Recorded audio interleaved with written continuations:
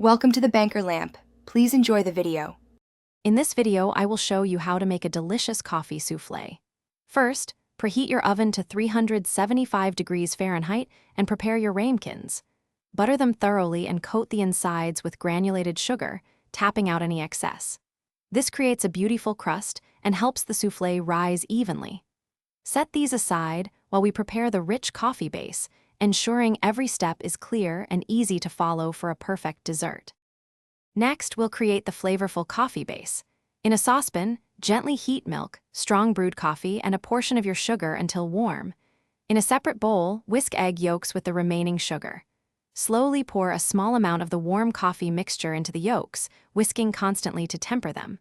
Then, return everything to the saucepan and cook over medium heat, stirring until it thickens to a custard-like consistency. Let it cool completely. Now for the magic. In a clean, dry bowl, whip your egg whites until soft peaks form. Gradually add a small amount of sugar, continuing to whip until you achieve stiff, glossy peaks. This meringue is what gives the soufflé its incredible lightness. Carefully, and in several additions, fold the meringue into your cooled coffee base. Be gentle to maintain as much air as possible. Spoon the mixture into your prepared ramekins, filling them about 3/4 full. Finally, it's time to bake.